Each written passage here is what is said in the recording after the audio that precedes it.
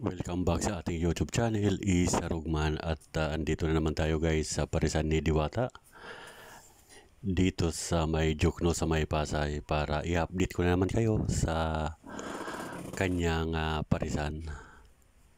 At ito po mga ka-Isa Rugman, nadantan natin na may mga ilan-ilan pong mga kumakain dito. Ayan. At araw na naman po ng Martes, ayan, August 26. Napakabilis po ng araw at ilang araw na lang ay September na naman, bare months na naman mga guys. Napakabilis ng araw at buwan. At nung nakaraang araw ay galing tayo dito, kumain tayo doon sa isang parisan kay Encanto. At marami ang nagko-comments na may Diwata na may Encanto pa. At nag-try ako kay Encanto na kumain. Pero ilang beses na tayong kumain kay Encanto. Kapag minsan may mga time na marami din kumakain kay Diwata na mahaba ang pila, kaya lumilipat ako kay Encanto. Dahil yung lasa ng pagkain kay Diwata at kay Encanto ay wala naman ganong pinag-iba. Halos parehas lang naman mga ka-Isa Rugman. At yung branch pala ni Diwata dito sa Calamba, Laguna ay nagsara. At ito po ay nagsara nung buwan ng May. May, June, July, August. Bali, 4 na buwan na siya na sarado. Nagulat nga tayo nung pumunta tayo ay nadatnan natin na maraming mga nagkalat ng mga dahon sa loob ng kanyang parisan. At nakatiwangwang ang ibang mga kagamitan, mga kaisarog. At may napagtanungan tayo na nagwawalis na siguro siya yung nagme-maintenance sa loob ng sa loob ng mga kainan na yon, na natanungan natin na nagsara na pala si Diwata. Kaya nakakapanghinayang at nagulat tayo. Dahil nung nag-opening siya nung January ata yon, ay napakaraming tao. Oo.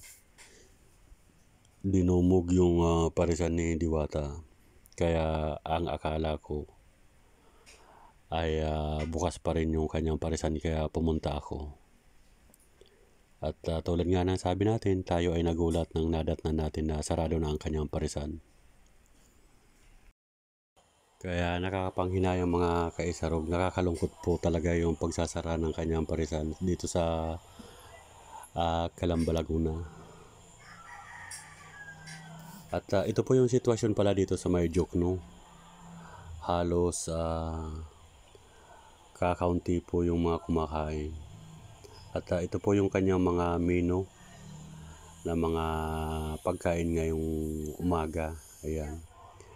Sari-sari po yung mga pagkain na mapagpipilian dito sa kay Diwata Paris Overload. Kaya lang wala na po yung yung pagkain na 100 pesos na only rice. Nawala na po yun dito kay Diwata. Ang mayroon na po rito ay 140 yung order at wala na pong only rice. Kaya kung medyo bitin at kulang po yung isang kanin, ay mag-o-order po at ang halaga po ng kanin ay 15 pesos. Marami na po yung mga pinagbago dito sa parisan ni Diwata. Wala na po yung 100 pesos na overload. Ayan. At ito po yung loob dito sa parisan ni Diwata. Marami nang nabago, may mga pinaganda na. Nilagyan na ng bubong, kompleto at pinasiminto lahat. Kaya kahit umulan man, ay hindi na magpuputik yung sahig. Dahil yung napapansin nyo mga kaisarog dati ay lupa. May mga nakatambak na buhangin. Pero ngayon, ay na siya, simentado na. At yung zero ikinalat na. Kaya wala na tayong iisipin na problema na kapag umulan ay mababasa. Dahil pinaganda na ni Diwata. Kaya lang nakakapanghinayang mga kaisarugman kung alin yung pinaganda ni Diwata, ikinalat yung mga bubong, pinasiminto ay nawawala na po yung kanyang mga customer. Napakarami na nawawala. Dati-rati kapag pumunta ka ay napakaraming tao. Pipila talaga, napakahaba ng pila. Pero ngayon ay pagdating mo agad-agad ay pupunta ka sa cashier, mag-order, magbabayad ay napakabilis. Yan, ito po yung sitwasyon dito sa loob. At kayo na po ang bahalang maghusga na nakikita niyo po dito sa aking ina-upload na video. At yung iba ay ang akala siguro na tayo ay nagbablog ay ginagawa natin na puhunan si Diwata. Part lang po talaga ng trabaho natin na binablog natin yung mga bagay-bagay, lalo na sa mga viewers natin na yung iba ay gustong-gusto po nila na ina-update natin yung parisan ni Diwata.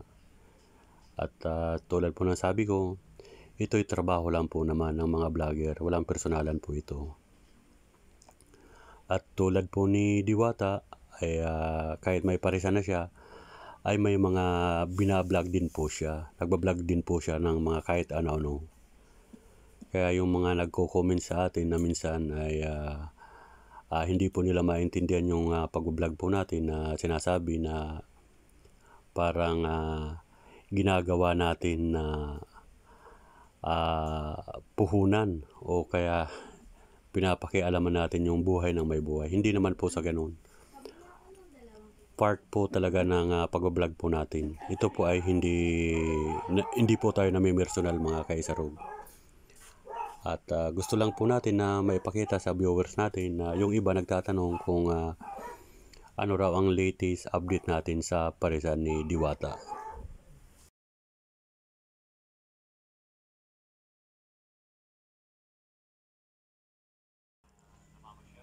At shout out pala sa mga viewers natin guys dito sa Pasay, sa May Jukno. Ayan, shout out sa inyo mga madam, mga sir, ay sana ay nasa maayos kayong kalagayan sa mga sandaling ito at lagi tayong mag-ingat dahil sa panahon ngayon ay napakaulan. Maulan-ulan ngayon dahil may masamang panahon. Kaya ingat-ingat po tayo. Ayan. At ipagpatuloy po natin yung pag-vlog po dito sa kay Diwata. Ayan. Nakakalungkot po talagang isipin na halos kaunti na lang po yung mga kumakain kay Diwata dito sa May Pasay. Dahil siguro isa po sa dahilan yung mga sari-sari ng mga kabilaan ng mga lumitaw na mga parisan at kainan. Kaya bago tayo dumating kay Diwata ay yung iba nahati. At siguro yung iba ay gusto rin makatikim ng ibang lasa ng pagkain. Dahil yung mga panahon po kasi nung wala pang mga kainan dito sa Jukno ay talagang kay Diwata po talaga lahat napupunta yung mga kumakain. Pero nung marami ng mga lumitaw na parisan dito ay nahati po yung mga customer. At ito po yung dahilan kaya ito po yung nangyayari. Yan, pinaganda na po yung mga ni Diwata rito, nilagyan ng mga dekorasyon, yung may mga nakasabit. At pinalagyan ng CR. Ito ay katatapos lang ipa-renovate ni Diwata. Oo, ito ay kanyang pina-renovate para sa mga kumakain ay komportable po sila. Hindi na arawan, hindi na ulanan. Dati-rati po kasi nung kasagsagan po nung kuwan ay yung nakalagay lang ay trapal. At may yung sahig niya ay lupa. Pero ngayon ay safe na yung mga kumakain, hindi na maulanan, hindi na mababasa. Kaya lang yun nga lang po mga kaisarog, nakapanghihinayang kung alin po yung pinaganda ni Diwata ang kanyang parisan ay unti-unting nawawala ang kanyang mga customer. Na dati-rati ay nakikita natin na napakahaba ng pila At isa na po tayo dyan sa magpapatotoo nung mga 2 beses po tayo na na-experience natin na pumila dahil napakahaba po ng pila dito sa parisan ni Diwata. Napakahaba po nung pila. Halos inabot tayo ng mga 1 oras para makakain ng kanyang Paris Mami Overload. Yan. Pero ngayon makikita po ninyo dito sa video ay napakadalang ng tao. Paisa-isa, may aalis, may darating. Yan, mga at shoutout sa mga viewers natin, sa ating mga kaibigan na mga OFW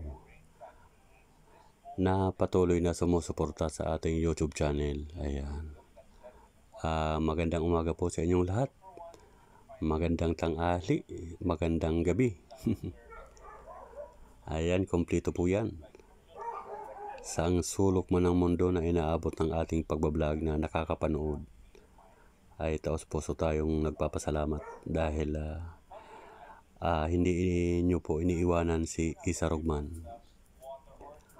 At sa lahat na hindi pa po nakapag-subscribe sa aking YouTube channel, pibor naman, paki-like and subscribe at paki-click na rin ang notification bell para lagi kayong updated sa ating mga ina-upload na video. At patuloy nyo pong suportahan si Isa Rugman sa ating pagbablog. At napakalaking bagay po ang suporta na pinagkakalob nyo po sa akin. Ayan.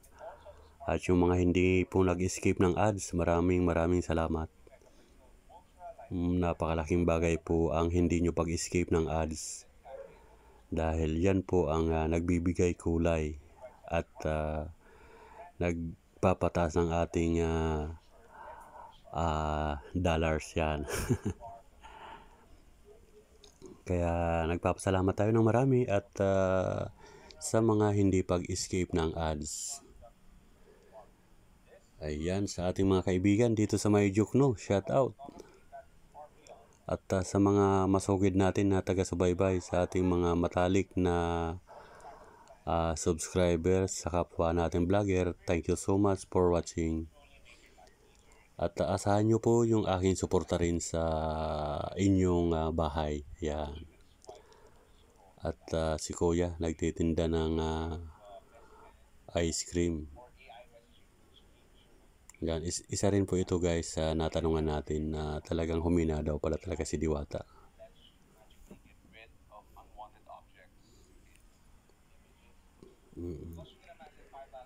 At least kahit humina si Diwata ay na-experience na at na ano niya na siya ay dinumog din ng mga tao nung siya ay bago pa lang sa kanyang pagpaparis mami dito sa Jukno. At yung ibang branch ni Diwata ay napuntahan natin dito sa may monumento sa Caloocan. Isang bisis na rin tayo kumain. At malimit tayong kumain dito sa may Pasay, sa may Jukno. Napakasarap kasing tambayan dito. At kapag napunta tayo ng Mall of Asia, ay napapadaan po tayo dito. Kaya dito tayo kumakain guys. Okay, hanggang dito na lang muna ang ating vlog. At taos puso tayo nagpapasalamat sa lahat ng mga viewers natin na sumusuporta sa atin. Maraming salamat po. Hanggang sa muli sa sunod nating vlog mga kaisarog, ay magkita-kita po ulit tayo. Ayan. Napakaganda na sana ng parisan ni Diwata Kung alin yung pinalawak na at pinaganda ay saka nawawala po ang kanyang mga customer.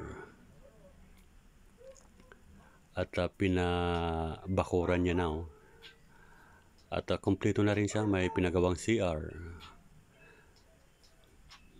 Kompleto na. Nakakapanghinayang kung alin po yung pinaganda ni Diwata ang kanyang parisan ay saka humina po.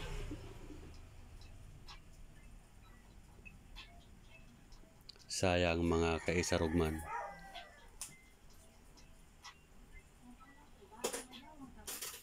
Okay, hanggang dito na lang guys ang ating vlog. At ito po yung kinain natin kanina. Yan. Ayan po yung kwan ni Diwata. Paris Mami na may kanin. Pero hindi na po only rice. Okay, hanggang dito na lang ang ating vlog. Thank you so much for watching. Bye-bye. I love you all.